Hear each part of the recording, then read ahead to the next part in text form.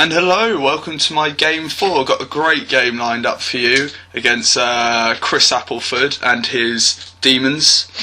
By the end of it, this was easily... I had great games at Call to War, but this was easily the most fun I had in all the games. Just a great game, great opponent.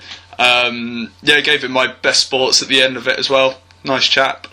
So, let's get on with it then. So, this is my deployment. Pretty standard stuff. I castle up in the centre. The thing is, I didn't like... He has a Kipper, Keeper of Secrets, and even though that's the better demon I could have got out of all of them, I still don't like facing a demon at all. You know, I have to try and kill it, or if he hits my lines, I'll be steadfast for a while, but he will just eventually plough through my lines as long as he doesn't go for like the hammer block or something like that. So yeah, basically I decided to set up in the middle because I thought, well, you know, making an arc in the middle probably isn't the best idea against demons because they're obviously hard, but I wanted full field of fire to kill off the Keeper of Secrets, because you'll probably see later, but there's a building on my right blocking my line of sight, and there's also there's like a impossible bit of terrain on the left blocking the sight there, and he just needs to pick one of those flanks and just run down it. So I thought, you know, let's set up in the middle, keep it safe, keep it compact. So anyway, so moving on, this is his deployment. That's Chris there in the pink, and as you can see, he's got his what are they called? I can't remember, the flappy things. I think they're like fiends or something. No, they're fiends or something, actually. They're the flappy things. Then he's got his Kipper behind the building. He's got a single fiend to the left of him. He's got a blood crusher to the left of him. Oh, Furies, I think they're called, the flappy things. He's got 2 units of bloodletters in the middle. He's got a big unit of Slaanesh fiends next to that on the right, and then he's got a Khorne. He's got a blood crusher on the far right, and some more flappy things on further to the right of that. He also has his, in the right unit, he's got his Khorne Herald BSB, and he's got in the left of that one, the leftmost Khorne block, he's got another Herald of Khorne. So that's it for his setup. He deploys in a big line, which is probably not a bad thing to do because he's got quick moving things. His blocks just need to face up against my blocks, which I'm very worried about because I know they're hard. I haven't got that much experience with demons. So yeah, I think he's probably done the right thing in deployment here. He's put the fiends against my quarrelers, which they can easily smash if they get into combat. So this is him moving up.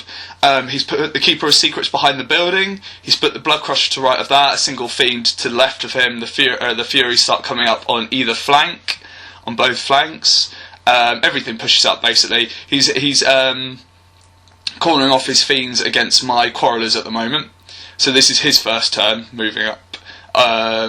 Magic is pretty uneventful at this point. Nothing really happens because he's only got his Keeper of Secrets to cast magic at the moment. This empty picture, which looks like there's nothing, was where his Blood Crusher was. Just trying to get rid of a bit of the chaff, really. I tried to indirect shot the Keeper of Secrets, but I can't do it. I just scatter off, so no luck there. So yeah, so that was my turn. I didn't really shoot off a lot in that. My shooting phase was pretty unsuccessful. My gyrocopter just moves back to defend this flank and potentially be used as a redirector.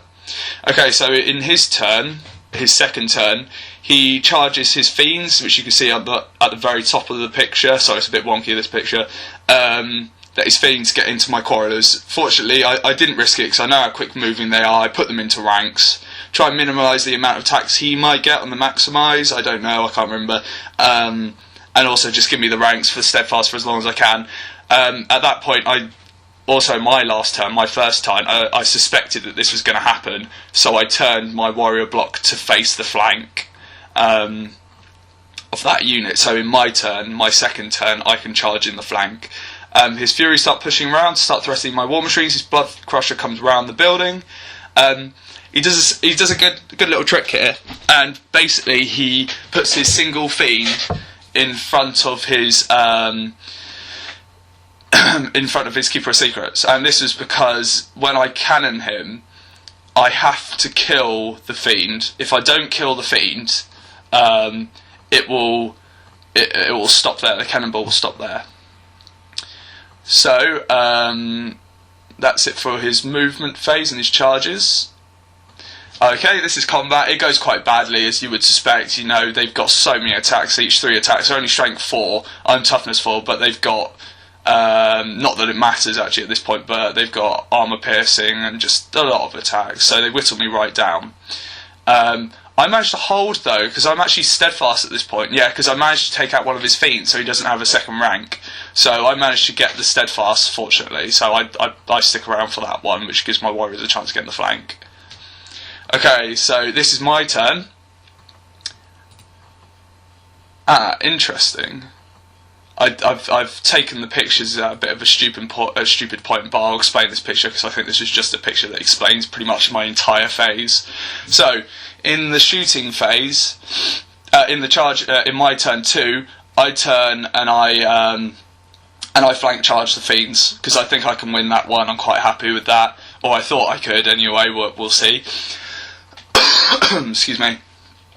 My gyrocopter goes to redirect the big unit of bloodletters on the left, just to try and get a bit more shooting off, you know, try and whittle that down a little bit, because as you can see, my Dwarf Lord heroically is going off to fend off that block of Khorne bloodletters on his own. He's going to have them. But anyway, my hammers turn to face. So I'm looking for a decent charge somewhere there at some point. But I want to whittle them down a little bit because that is a lot of bloodletters to deal with. So, okay, so in the shooting phase, as you can quite clearly see, both the Fiend and the Kipper is gone, which I was absolutely ecstatic about. Chris took it very well. He didn't even blink. So the Quarrelers, basically what I did was I just shot my Quarrelers at the Fiend. I think he was just hoping I would go for the bloodletters. I don't know, maybe it was just, you know, he has to get that Keeper of Secrets out there. He's just going to be doing nothing all game, and he's going to be playing with however many points, I'm not quite sure how many points they are, about 600 points less than me. So he has to do something with it. I shoot off the Fiend. My cannon fires at him. I think my cannon actually fails, but my stone thrower manages to hit and does, I forget how many wounds they've got, but he fails his ward. I manage to wound, and I do 5 or 6 wounds, have maximum amount of wounds to take it off. So I was very happy with that. So yeah, not looking too bad for me at this point. The Lord looks like it could be a bit of a worrying moment, because if he fails, this is like so heroic. If he fails, it's going to be a flank charge into the warriors or flank charge into the hammers, and it's just going to go horribly wrong at this point. So that's going to be dicey. But this is what made it a great game. So moving on. Okay, so this is his turn 3, and all the pink dice indicates the charges. So he's got his unit of flappy things, I think they're fiends, I can never remember what they're called, into one of my grudge throwers. He's got the other one into my organ gun, and you can just squeeze them in, because you can line up, you can pivot however you want, you can line up how you like against the War Machine, so you can fit them just in between that gap of the Quarrelers and the Hammerers in there, and we worked it out, we made sure it was right, so that was fine. He's also charging his bloodletters into my gyrocopter, which I actually forgot to fire. Not that it would have done anything, because he's still got a roll for bloody partials, because it's an old book, but well, you never know, they're only toughness 3 at the end of the day. That was a bit silly. I always forget I can actually fire the damn thing, not just use it as a 140 points worth of redirector or chaff. So his bloodletters are going into my Lord, and so that's his charge phase. So what are we looking at here? So this is at the I don't know what point this is. I think this is at the end of combat. Let's have a quick look at the next one just to make sure. Oh, it's just taking pictures of what's going on basically. So he makes his charge. He kills off the gyrocopter. The charge into the grudge thrower. The Lord's still there. And the things go into the organ gun. He's killing off the he's killing off the quarrelers quite heavily now. I fluff my attacks against the fiends annoyingly, so I can't really do anything there. I thought I would have had enough to do more wounds, but the thing is, only 10 attacks, 11 attacks with against fiends. I suppose hitting on 4s, wounding on 3s. He's got a 5-up ward save. It's not. They've got a lot of wounds as well, so he's killing off my quarrelers, and he's killing off the. He's putting him in good stead against the warriors as well. If I don't kill them off quick enough, the Lord and the big combat block of bloodletters stay there, just headbutt each other. So this is how he reforms at the end of his combat phase, and that's how many warriors I've got left. He manages to do a lot of damage to them on the flank. I think he puts all of his attacks on them, and also the quarrelers either go running off the board, he just kills them outright. My gyrocopter's out the way because that got killed, and he overran into my cannon, I believe. So my war machines are just going to pot, which is kind of inevitable if I don't. Oh, I also at one point, I think it was last phase, I kill off the. This is why I wasn't going for the Furies and stuff like that, because I was I killed off the.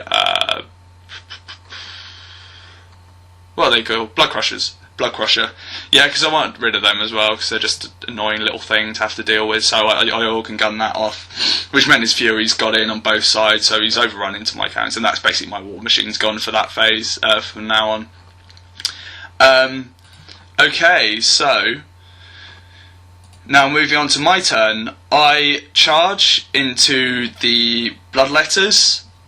I managed to get a stone thrower shot last turn. I really need to get some dice to indicate what's going on here, because it's a bit hard to realise what's going on with so much shooting. And I think I kill off a couple of them, a fair few of them, start whittling them down a little bit. I've got Steadfast here, so I think that's okay as long as he doesn't kill too many. His Herald's also against my BSB, which I think I'm fine with. He's pretty hard. I think he's like strength 7 or something. But I get lucky with my armour saves, and he can't killing blow me, so that's fine.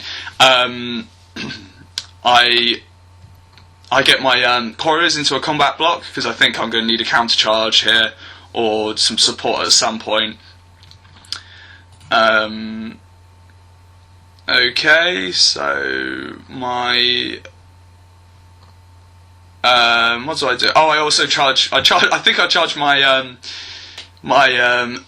excuse me. I charge my Master Engineer into the Furies, because you never know if I can get them to crumble or whatever they do, instability, then that'd be great. Just to note that my grudge throwers, my grudge thrower managed to fall off the end part of it, which is annoying. But okay, so he kills off the cannon in my combat phase, because there's not really a lot to report at this point. We're just in combat now, because I haven't got a lot of shooting. So he kills off my cannon. We fight for quite a while, this Master Engineer and that unit. These unit Furies are ready in his turn. I think we're only on turn 3 or something to charge my my Grudge Star.